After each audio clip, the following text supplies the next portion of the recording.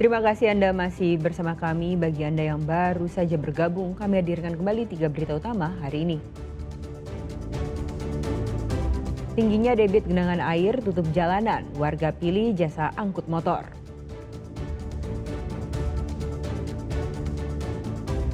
Korban banjir bandang berjalan kaki puluhan kilometer demi beri kabar dan bertemu keluarga.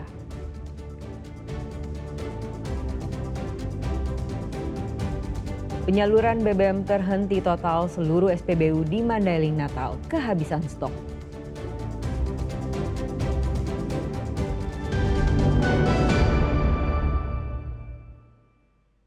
Banjir bandang menerjang sejumlah kabupaten di Sumatera Utara termasuk Kabupaten Langkat.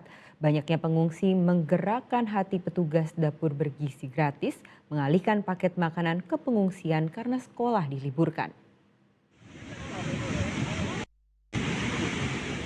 Musibah banjir bandang menerjang 2 desa, yakni Desa Tanobato dan Desa Pagaran Gala-Gala di Kecamatan Panyabungan Selatan, Mandailing Natal. Banjir bandang yang terjadi tiba-tiba ini selain merusak rumah warga, akses jalan lintas provinsi yang menghubungkan 4 kecamatan juga terputus. Material batu dan kayu serta lumpur tebal memperparah dampak banjir bandang itu. Ada 7 kecamatan di wilayah Mandailing Natal yang terdampak musibah banjir dan tanah longsor. Tidak ada korban jiwa dalam musibah ini, namun sebanyak 30 kepala keluarga yang tinggal di pinggir sungai Aek Sisida harus mengungsi ke rumah sanak saudara.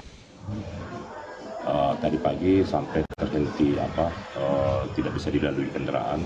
Alhamdulillah saat ini sudah bisa dilalui kendaraan roda 2 dan roda 4. Sementara ribuan rumah terendam banjir juga di Kabupaten Asahan dan Batubara dalam 2 hari terakhir. Banjir terparah dengan ketinggian mencapai 2 meter di perkampungan Kecamatan Seidadap dan Simpang 4. Warga yang rumahnya terendam terpaksa mengungsi di rumah kerabat. Selain merendam pemukiman, ribuan hektar perkebunan juga terdampak banjir. Banjir datang atas meluapnya aliran sungai dan kegagalan sistem drainase saat hujan deras dengan intensitas tinggi yang mengguyur wilayah ini. Kita sudah monitoring beberapa kecamatan yang terdampak banjir, termasuk Kecamatan Simpang 4, Kecamatan Seidadap dan Kisaran Timur. Kemudian pada hari ini kita telah melakukan mengevakuasi beberapa warga yang terdampak banjir. Kemudian kita kerjasama dengan Kapolres tadi untuk penyaluran bantuan pangan. Kalau sesuai dengan informasi dari BMKG, sepertinya bakal bertambah kalau cuaca yang kita lihat sekarang ini hujan belum juga reda sampai saat ini. Ribuan rumah di Kabupaten Langkat juga terendam banjir. Genangan air ini berasal dari aliran Sungai Stabat yang meluap dipicu tingginya intensitas hujan dalam beberapa hari terakhir. Untuk mengantisipasi kekurangan makanan, petugas SPPG mengalihkan makanan yang seharusnya untuk para siswa sekolah diberikan ke korban banjir yang saat ini menginap di masjid. Hal itu dilakukan karena hampir seluruh sekolah di Kabupaten Langkat libur karena tergenang air. Jadi untuk di Kecamatan Stabat, kita ada 8 dapur yang beroperasi. MBG ini mencakup 19.000 makan bergizi gratis yang kita salurkan ke seluruh titik banjir. Jadi kalau di Kecamatan Stabat ini memang dibantu oleh Babinsa dan juga kepala dapur siap juga menyalurkan semua makanannya ke titik-titik banjir seperti di Karangrejo, Perumnas Kelapa Sawit, Dendang terutama ya, dan semuanya kami pastikan sampai ke titik yang membutuhkan. Saat ini pemerintah Kabupaten Langkat mencatat sebanyak 9 kecamatan yang terendam banjir. Tim Liputan melaporkan dari Kabupaten Langkat, Asahan, dan Mandailing Natal. Sempat terjebak hingga hilang kontak selama 4 hari, Wali Kota Sibolga akhirnya muncul kembali usai berjalan kaki puluhan kilometer dari Kabupaten Tapanuli Utara menuju Kota Sibolga. Sementara tim SAR masih mencari korban yang hilang akibat bencana longsor dan banjir bandang di Sumatera Utara. Bencana longsor disertai banjir bandang juga melanda Kabupaten Humbahas, tepatnya di Desa Panggugunan dan Desa Pulau Godang, Kecamatan Pakat. Banjir bandang yang disertai longsor mengakibatkan 7 rumah hancur. Tim SAR berhasil menemukan dan mengevakuasi 2 korban tewas yang tertimbun longsor, sementara 5 orang lainnya masih dalam pencarian tim. 1 alat berat dikerahkan untuk membersihkan lumpur yang bercampur air. Tim SAR juga menyiagakan 1 ambulans serta mengevakuasi warga untuk mengungsi ke tempat yang lebih aman. Dan menelan korban sebanyak 11 orang dan sudah ditemukan 6 orang, 4 orang luka berat dan 2 sudah meninggal dunia dan 5 orang. Kami masih mencari korban yang 5 orang di reruntuhan banjir bandang yang terjadi di Desa Panggugunan, Kecamatan Pakat. Wali Kota Sibolga Ahmad Syukri penarik yang sempat dikabarkan hilang kontak selama 4 hari karena terjebak macet di daerah Parsikaman, Kabupaten Tapanuli Utara, akhirnya menampakkan diri. Syukri berinisiatif untuk berjalan kaki menempuh jarak puluhan kilometer dari daerah Taput menuju Kota Sibolga. Bersama rombongan, Syukri berjalan kaki melewati hutan dan tebing curam agar bisa tiba ke Kota Sibolga. Ia dan rombongan tiba di Kota Sibolga pada Jumat sore kemarin. Saya baru sampai di Kota Sibolga semalam melaksanakan perjalanan 3 hari dari Parsikaman, Kabupaten Tapanuli Utara, masuk ke perbatasan Kabupaten Taput Tengah, Desa Naga Timbul, lanjut jalan kaki sampai ke Bukit Anugrah. Dari Bukit Anugrah masuk naik gunung karena tidak bisa melewati Batu Lobang, naik gunung ke Bukit Anugrah, tembusnya ke Parombunan, tempat pembuangan sampah di Parombunan. Wali Kota Sibolga juga belum bisa meninjau lokasi bencana di daerah yang dipimpinnya karena masih menjalani perawatan. Yan Asmara dan Rizky Ramadan melaporkan dari Kabupaten Humbahas dan Sibolga, Sumatera Utara. Korban banjir bandang dan longsor Sibolga dan Tapanuli Tengah rela berjalan kaki puluhan kilometer melewati jalan yang susah dilalui oleh kendaraan untuk bertemu keluarga.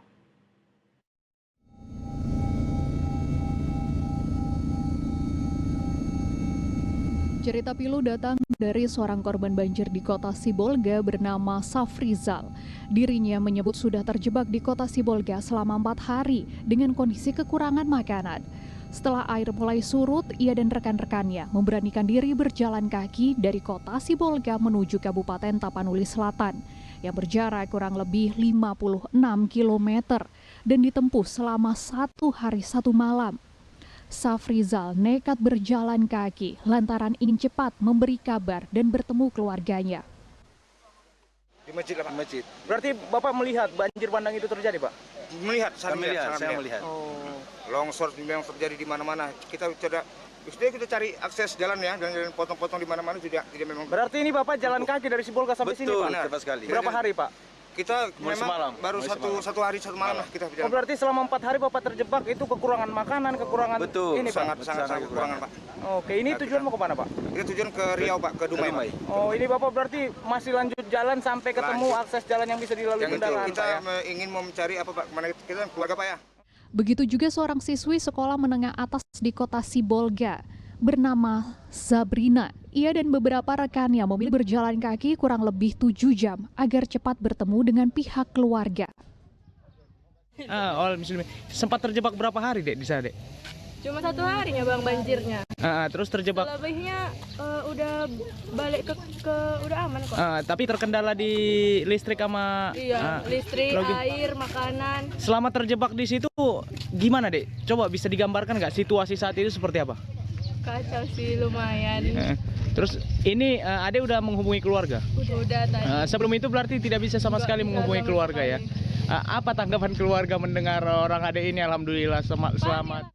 Di sisi lain, pengiriman bantuan juga mengalami kesulitan. Satu persatu korban banjir bandang yang terisolir di Desa Aek Garoga, Kabupaten Tapanuli Selatan, diseberangkan oleh petugas TNI untuk melalui sungai deras agar bisa ke lokasi yang dapat dilalui kendaraan.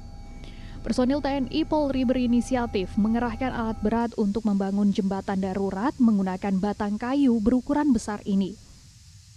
Mereka kebanyakan masyarakat sudah terisolir karena bahan makanan mereka sudah habis dan saat ini bahan makanan dari arah Labuan Batu atau dari Sidempuan maupun dari Tapanuli Selatan belum masuk ke arah Tapanuli Tengah. Pak, berarti ini percepatan agar warga korban tidak semakin bertambah di seberang sana, Pak, ya? Betul, langsung Bang. Betul, Bang. Masih banyak terisolir, Pak. Harapannya apa? Izin, Pak? Harapannya pemerintah cepat memberikan bantuan kepada masyarakat yang terisolir, terutama bahan makanan. Akses jalan yang tertutup membuat bantuan pada masyarakat terisolir lamban didistribusikan. Sementara stok makanan mereka semakin menipis. Rizky Ramadan melaporkan dari Tapanuli Selatan.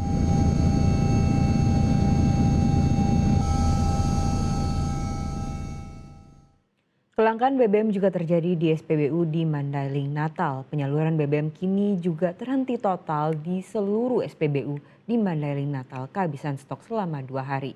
Sejak tanggal 27 hingga 29 November.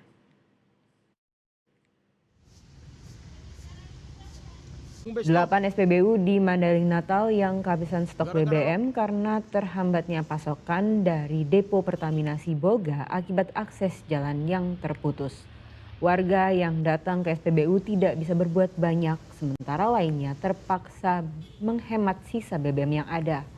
Petugas SPBU menyebut truk armada tangki yang membawa BBM tersangkut di batang toru sehingga belum bisa